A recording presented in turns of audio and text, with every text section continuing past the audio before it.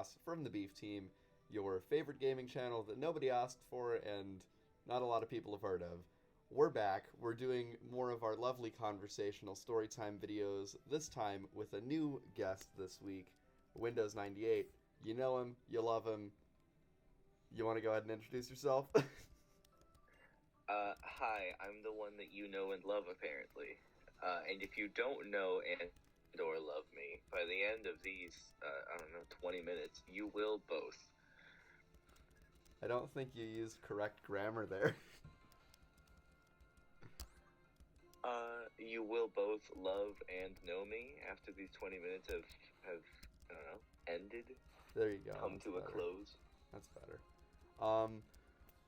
Well, yeah, I guess we should just hop right into it. The main reason that I've brought you here today to these lovely people is that you and I have been wanting to talk about Regular Show and Adventure Time for quite some time. Yes. And I figured we could delight the viewers with our insights of Cartoon Network shows, the glory days of Cartoon Network, really. Really, the glory days of Cartoon Network, or the last Hail Mary of Cartoon Network. 'Cause Cartoon Network has not been good for some time now, but Yeah. really, like, the golden, like, final era of Cartoon Network was during the run of Adventure Time and Regular Show, because immediately afterwards, we got kind of doo-doo shows like Uncle Grandpa. I was literally Uncle just Eric's. gonna say Uncle Grandpa's a shitty TV show.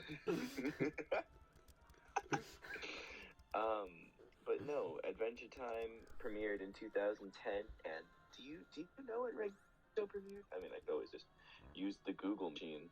I think it was 2000. It was like 2011, 2009. I think. Let me look. Between 9 and 11, yeah, somewhere in that range. Well, actually, I can't because I'm playing the game. So, if you want to Google it, you can. But yeah, Regular Show. Do you want to do? Because we're doing 3 episodes. Do we want to like start with Regular Show, then do Adventure Time, then compare?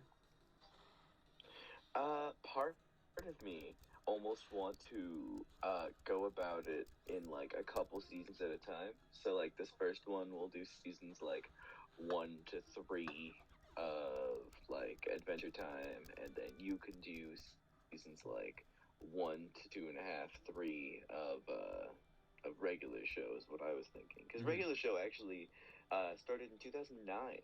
There are 8 seasons. And there are 10 seasons of Adventure Time. Yeah, I think I'll do like 1 to 3 of Regular Show, 4 to 7, and then 8 kind of has to be its own thing.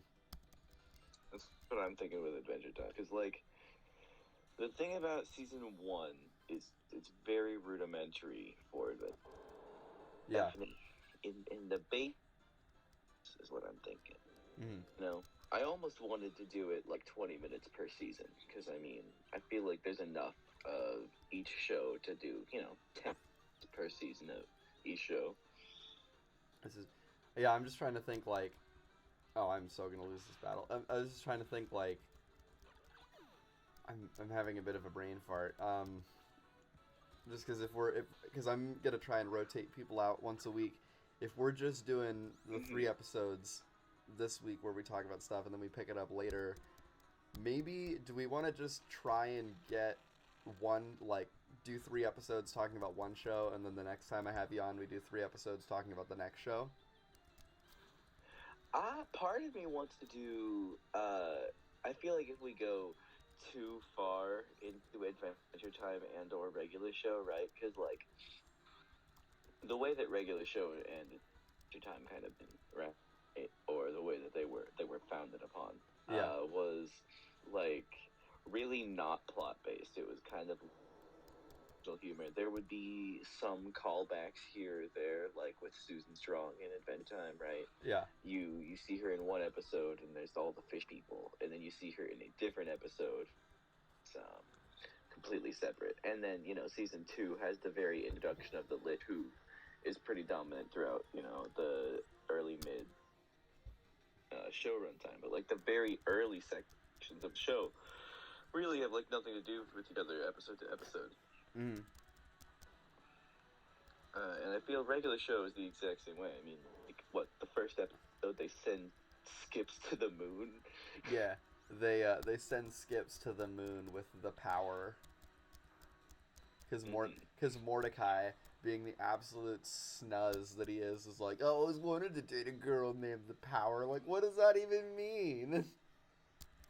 Yeah, what does that mean? A girl named the Power. It's like, no, seriously. I was watching a YouTube poop the other day, and it said that, and then I was thinking about it, and I was like, that doesn't even make any fucking sense. Like, you're right. It really doesn't. And I guess, on the similar-ish tangent of Mordecai, watching that show as a kid versus watching that show as an adult is like, when you're a kid, you're like, oh, hell yeah, dude, Mordecai is what's up. You think he's Mr. Cool, Mr. Slick Ladies Man, and then you watch it as an adult, and you're like, wow, this guy fucking sucks. Yeah. Like, I think as we are aware, the GOAT for kids shows is going to forever be SpongeBob, right? Like there's no competition there. yeah. But like it's like people reviewing scenes and they're like, when I watched this for the first time, I was a SpongeBob. Every time I've watched it since turning 18, I've been a Squidward. Yeah, like, for real, the Rigby is so underappreciated. Like, not even by people that watch the series, just the people that are in the show do not appreciate Rigby.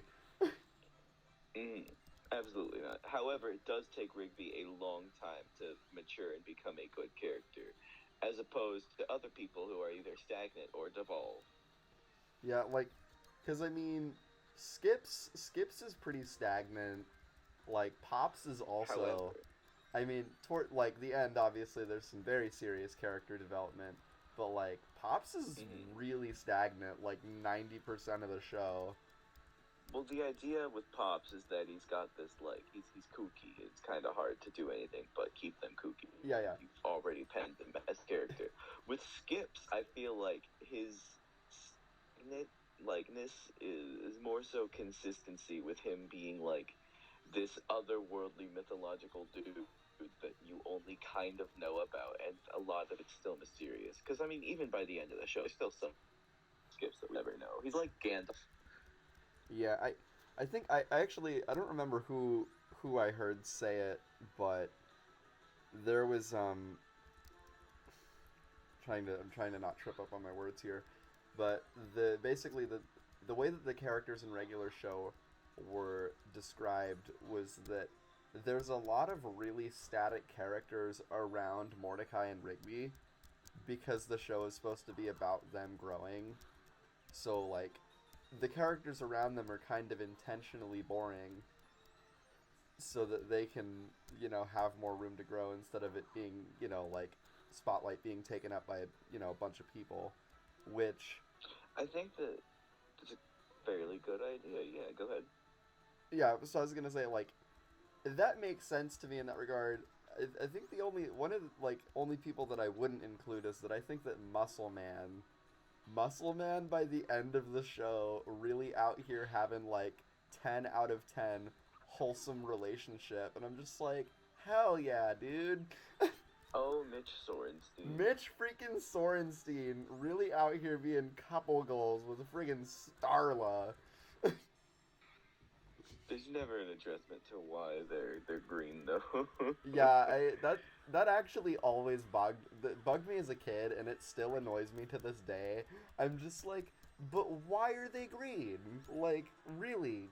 Come on, let's think about this here. Why are they green? Why are they? I think one of my favorite details about Mitch Sorenstein, or Muscle Man, is that he's under the villains wiki and the heroes wiki. What? Yeah. But Mitch is a bro. How could he be a villain? He is pretty antagonistic early on in the show. I guess that's. Do Do you remember that time that his brother opens portal from the underworld. Oh my in god, I a was just gonna bring that up, yeah. 18-wheeler. Oh my god, yeah. He's like, what did you say about my mom? Yeah, right? Because Mordecai, being the alpha Chad he is, like tries to correct Muscle Man on how to tell his jokes. And he's like, no, you're saying it wrong, man. You're like, you know who else likes to, I don't even remember what the joke was. Who else is like big and hairy? Your mom. And then, obviously Muscle Man knowing what's going on, but not letting it be apparent he knows what's going on. At this point, Muscle Man's a big dummy. He's like, what are you saying about my mom? Yeah. And that's when he calls his bro and he's like, they're saying stuff about our mom. Oh my god, yeah, that was one of my favorite earlier season episodes for sure. I think.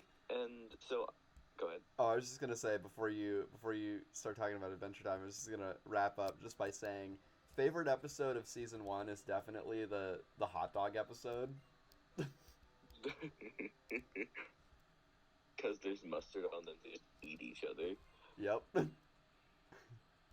It's so I don't know. The pilot is very good.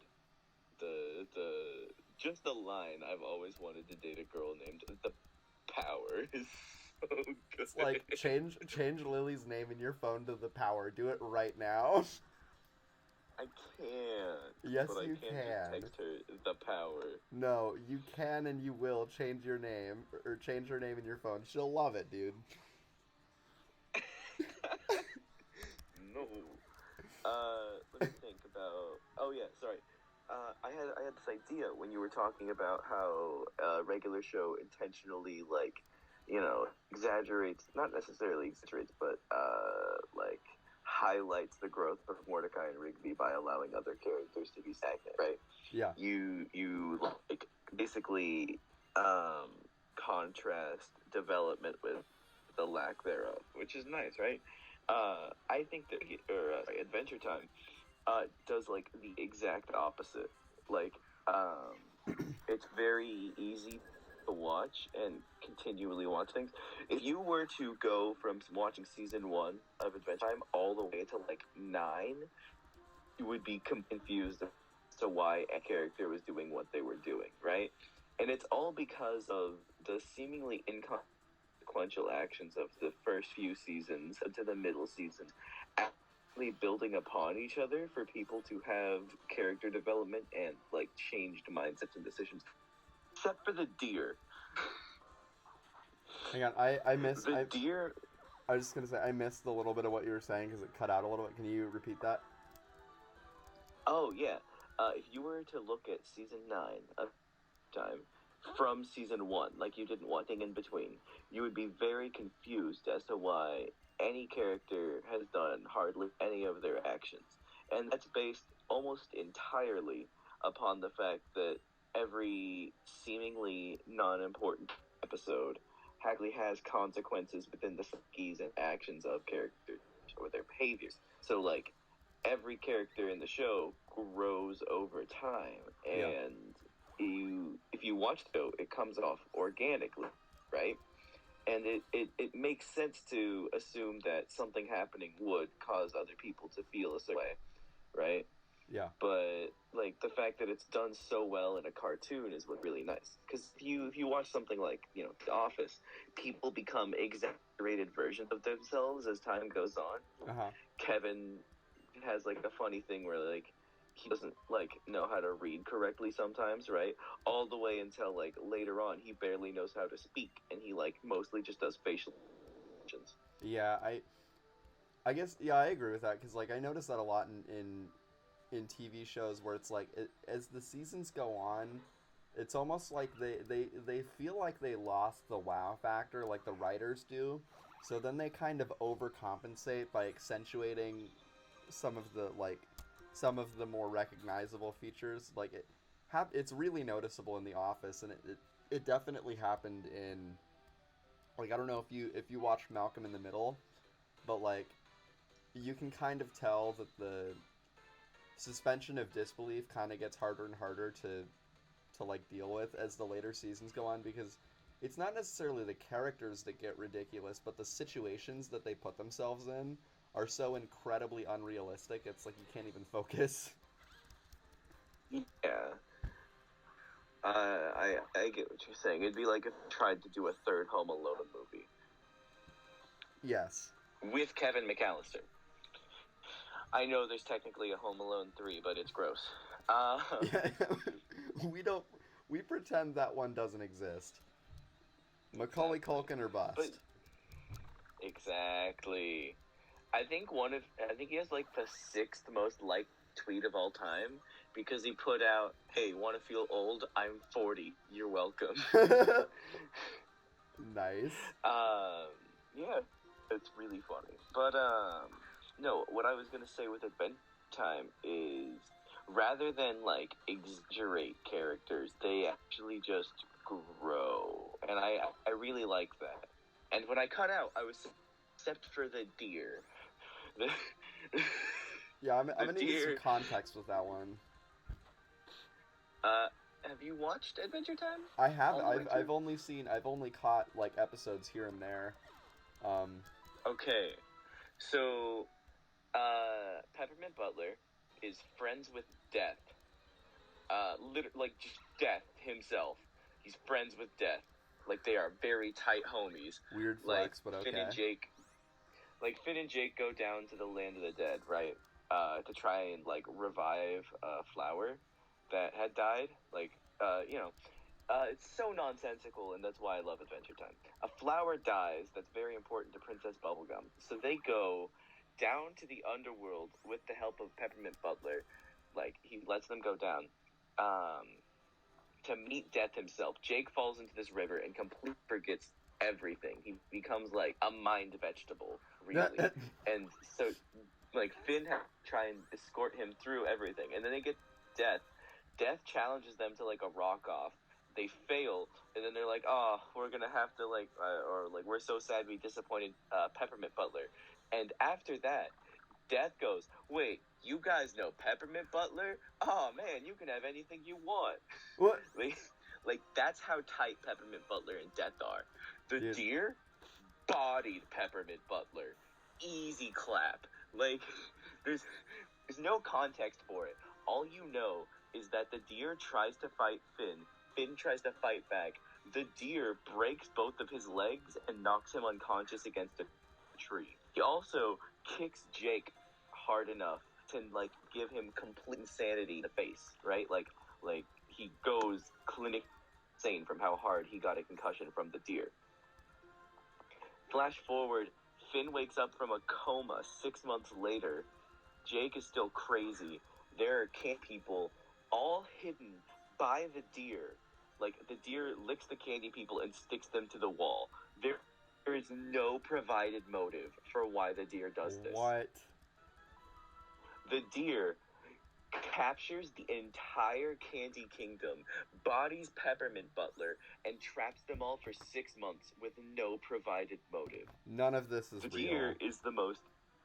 This is all real. The deer comes off as one of the single most evil things in all of time. The deer is so mysterious, so unelaborated on, so shrouded in all kinds of... Wait, what? Really quick. He is the most... How do you spell Mordecai? Mordecia, right? CAI, but yeah. CAI, okay. Sorry, I caught a P-dub and I'm naming it Mordecai. That's funny. Sometimes people put a T in there, so it's Mordecai, but usually there's no T. No, T doesn't sound right. But yeah, no, I don't know if you haven't showed them, you didn't know like the full extent of like why Peppermint Butler is so crazy, right? But like, oh my glob. The only thing I like distinctly remember about Adventure Time, just because I first saw it when I was a young lad, was Mr. Lemon, like the Lemonhead guys. His voice was so Duke Lemon Grab. yeah. Just Yeah, his, that's a failed experiment of Princess Bubblegum trying to create like a perfect ruler in case she ever died. whack. He comes to prominence. He comes to prominence after. I don't feel like this is much of a spoiler because it's just like non-essential. He comes to prominence because Princess Bubblegum sustains a significant injury in which she like becomes 13, right? There's only enough royal bubblegum to make her the body of a 13-year-old. So she's stuck at 13, and it actually provokes a little bit of like a love interest between her and Finn, which, as you know, like persists for a long time in the show. Yeah. Because they're finally the same age, though, like kind of sparks off. But then Lemon Grab becomes in power, and he's very authoritarian, dictatory. And so Not the move. Princess Bubblegum has to age herself up so that way he can't be in power. But all of the unacceptable lines and stuff are from this little period of time where Princess Bubblegum is 13. Yeah. Well, I think that we are hitting the 20-minute mark, so I am going to go ahead and save our game here and get ready to wrap this episode up. But we will be back again on Wednesday with another lovely episode with Windows98 and talk some more about some awesome cartoon stuff. So if you are excited about that, please go down below, leave a like, comment, and subscribe. Windows, do you have anything you'd like to say before we head off? I would like to say, just watch out for deer, just in general. But Yeah. specifically the Adventure Time deer. Yeah, that's pretty valid. That's, it's good advice. All right, we'll see you guys next time.